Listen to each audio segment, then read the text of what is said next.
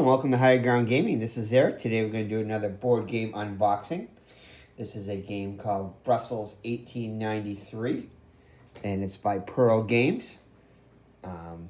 The designer is Etienne Esperman, and it's a game that we played the card game version of called Bruxelles 1897. Again, this is a game that takes place in the Art Nouveau era in 1893. That's the year in Brussels, of course. And this game had a lot of really, really cool mechanics in it. We enjoyed the card game, and the board game looked even more interesting. Generally, we like the board game version of the card games, such as another example would be Castles of Burgundy. We really like the Castles of Burgundy game. Prefer over the dice game or the card game. So definitely, if we like the card game, which we did with this, we figured we would like the board game, and we watched several playthroughs. Sweethearts or Rivals did one. I believe I want to say Heavy Cardboard did one. And there are probably a couple other ones out there too. But anyway, yeah, this is a game we had on our radar for a while. This is one of the 12 games that we're unboxing here from our recent huge order. This game we actually got on eBay for a good price. So yeah, so without further ado, let's get to the unboxing.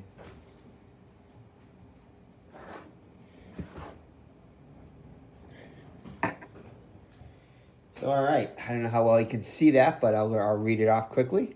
So, Brussels 1893, Victor Hortebild's Antique House and Tassel House, recognized as the first Art Nouveau buildings, where the fluidity of spaces echo curvilinear botanical forms, incorporating ironwork, mosaics, frescoes, and stained glass windows.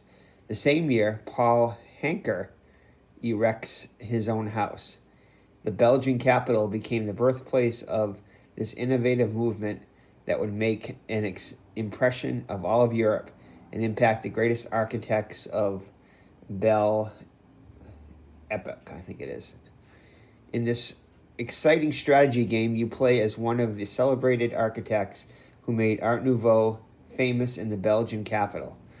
Through a combination of auctions and worker replacement, you can construct Art Nouveau buildings and create the works of art that decorate these beautiful homes. You can develop the reputation as an architect, increase your influence at the royal palace or in the city hall, and even benefit from public figures that you encounter during your theater outings. Only the most clever architect can win the game. So that's pretty much the summary of the game, and again, it does have good mechanics in it. The theme does resonate somewhat, although not heavy. The mechanics definitely outweigh the theme, but it does have somewhat of a theme. It's for 2 to 5 players, ages 14 and above, and it's about 25 minutes per player. All right, so let's check it out.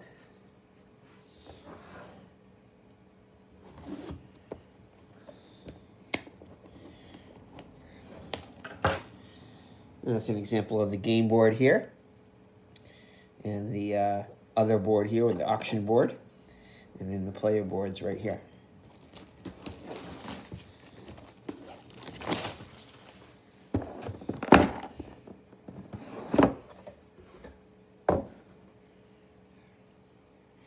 So, all right, let's see what we have inside here. All right, so here's the table of contents. All the items that are inside of it.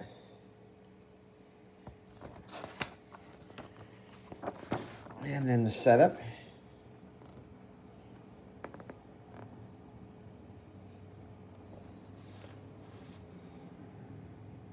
Here we go.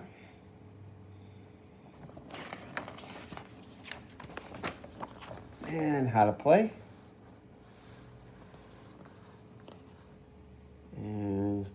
it's going to start with the stock exchange phase and the action phase.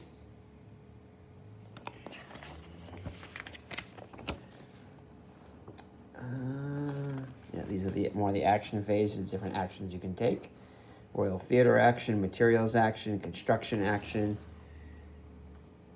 market action, stock exchange action, Century Park action, Grand Plaza action, and passing. And then C phase is the is the resolution of the turn phase.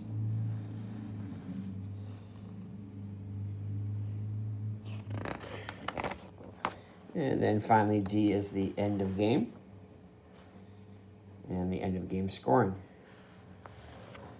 And the public figure cards, what they each do, and an appendix with the different what the iconography means. And then on the back, a two-player game. The differences in a two-player game. So a 12-page rule book, not too bad. All right, here are the components. All right, let's see what we get here. These are already falling out on this page anyway.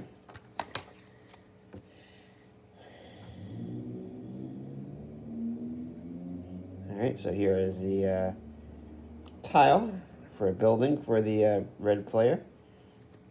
And then a tile for the yellow player. So here's one of the game boards right here. You have I think an A side and a B side. So each one of these is going to have the different actions that you can take. I think that's buy a painting there, or get a painting. Maybe do a show. Go to the theater to hire, get some influence. Build a building. Sorry, build the building is the green one, and then get materials is that one right there. So game board is made up of these little boards right here, and there's just a different side to it. And you'll place these boards together to form the game board, which I'll show you after we're done. And then this right here just has the more of the buildings for each of the player colors, and the coins. And the back sides right here. So you see a lot of these have fallen out already. All right.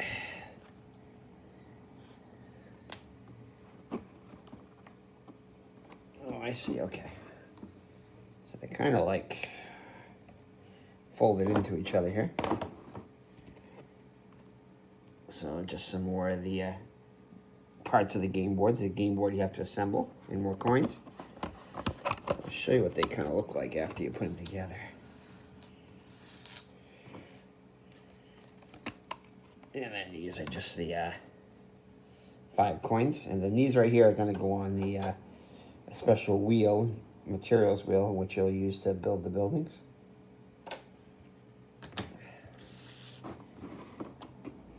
And let's see what we got here. So just some more of the boards here that'll make up the main board, or the auction board. There's probably 2 main boards here. Let's see here. Let's see if I can place these together and then show you what they look like. Not sure exactly. I think they're 5. I think this is the last one, yeah. Turn this over here. So I'll just show you quickly what this looks like. And again, these are all just individual strips you put together. As you can see, you get a varied design. If you flip them over and organize them differently, you'll get a different design here. See if I can show you there. Okay, there you go. That was upside down, but you get the idea.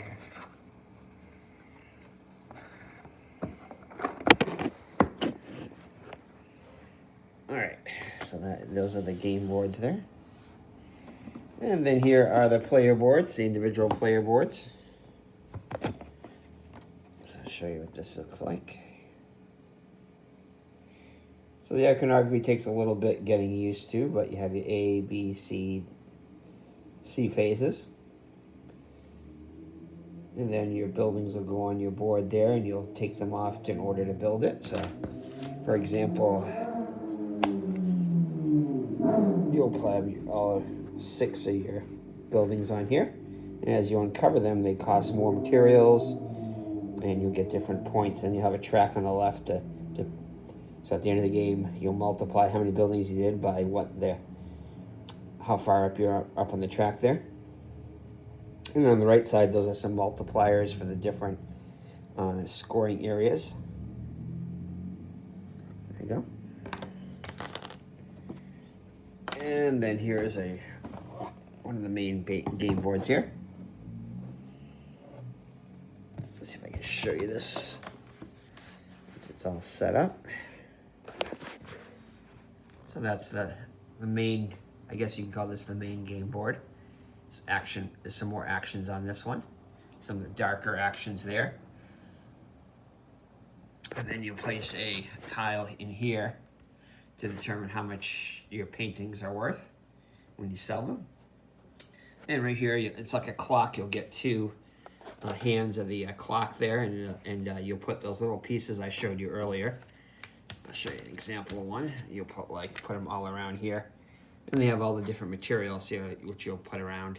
And then, depending upon where the hands of the clock are facing, those are the materials you'll need to build the buildings at that point. Here's where you place your people you meet in the, try to influence in the theater. They give you special bonuses and everything, and the costs of them. So 0, 1, 2, and 3, and then I think 5 is for where the deck goes. And then, of course, your victory point track around the edges. So very nice artwork on this.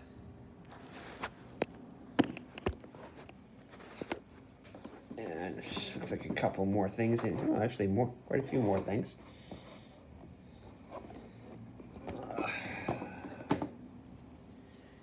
And then here are your pieces of artwork right here. Your blue art, your yellow art, your black art, which are special art, and then the different player boards for the green and for the yellow player. You'll play as an architect, and you'll have a name. And it looks like we got a lot more coins here.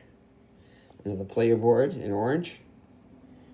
Some more pieces of black. Actually, these are the round markers here. After you pass, if you're the first one to pass, you'll get one of these markers, and they can start in 1893 and go up until 1910, I think it is. Certain amount of rounds, and there you go. And then you have your P-boy there, or they call it the pissing boy or the P-boy, or I can't think there's another name for it, but that's a first player token there. And more buildings. And then here, this is the board actually that goes underneath the main board. The auction board.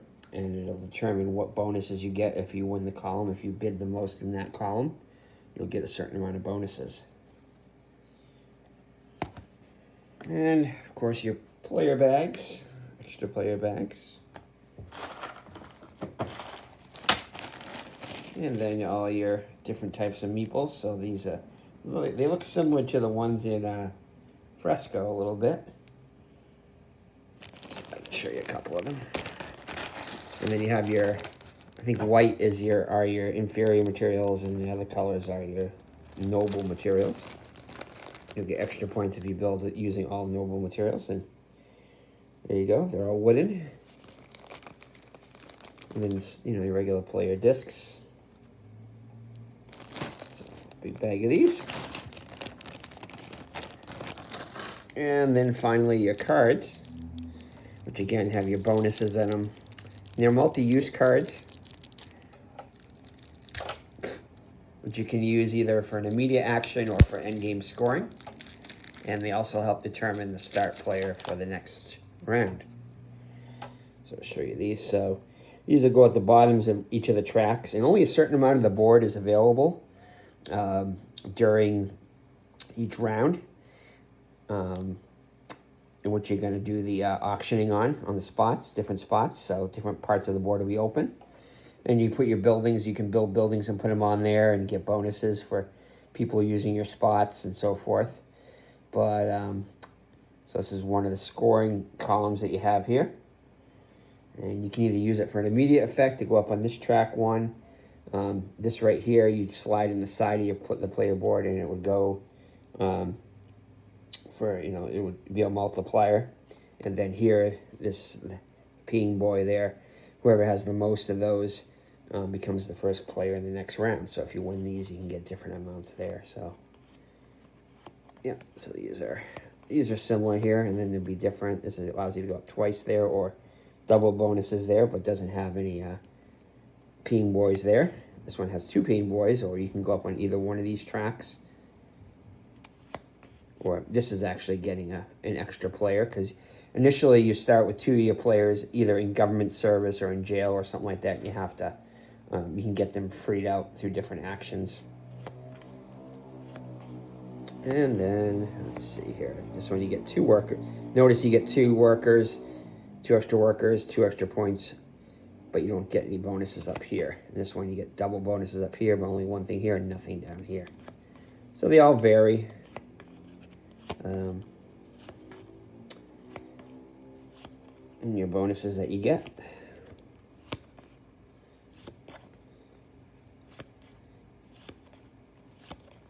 Different tracks you can go up and everything.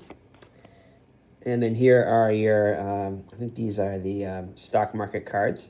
So this has basically where you,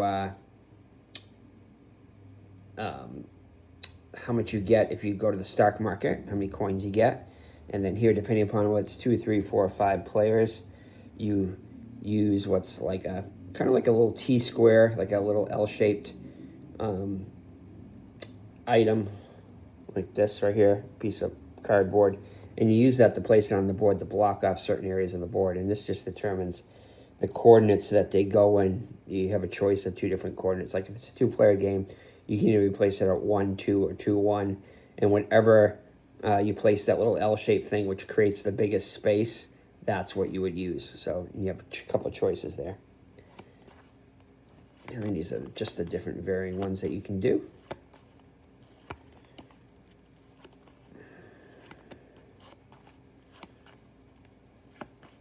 So quite a few of these, stock market card up to 7. And then here are your different people you can meet at the theater and hire. So this guy will give you, I think everybody starts off with this guy. This guy gives you 5 coins, and you can use, I think, these once per round. And depending upon how far you are up on the influence track or whatever, you can tap a certain amount of these each round. So, however, at the end of the game, you do have to pay a salary. So this guy is just 1 at the end of the game. So, and I think when you go to influence somebody at the theater, you can use them for an immediate benefit. Like I'll show you right here.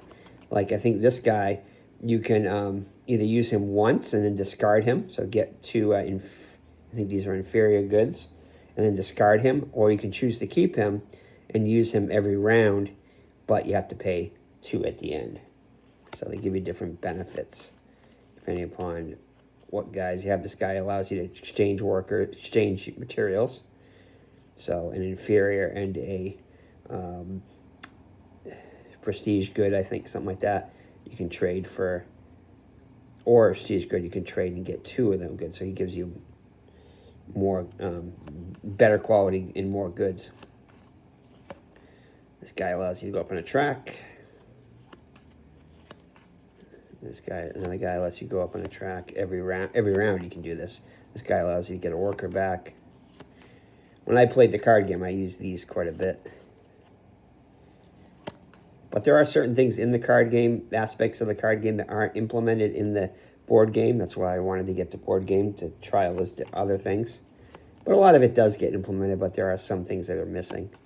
It's kind of like if you go to, if you read a book and then you go see the movie kind of thing. It's kind of like the card game is kind of like the movie, And the board game is kind of like reading the whole book, so it gives you it all in the board game, which is what I like generally.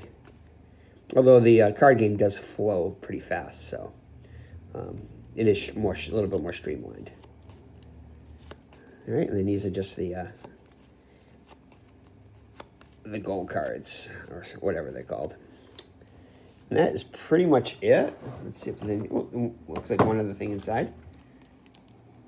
Oh, and this right here, I think this just goes underneath the clock thing in the middle, so you can put the hands of the clock on it, so which you'll turn. And that's all that is. So that's pretty much it. That is Brussels 1893 board game. Still got a few more other games to open up. I think we have we have an additional game called Teotihuacan added, and we have a game called Calico, which we got in. But we still have a couple more games to unbox from our 12 games that we had. We have Lorenzo Il Magnifico and its expansion, Houses of Renaissance, and we also have Railroad Rivals Robber Baron expansion, and we have a few other games that are on the way. So lots more good stuff to unbox. So thank you for joining me. It's been Eric from Higher Ground Gaming, and we'll see you in the next board game unboxing. Take care and God bless. Bye bye now.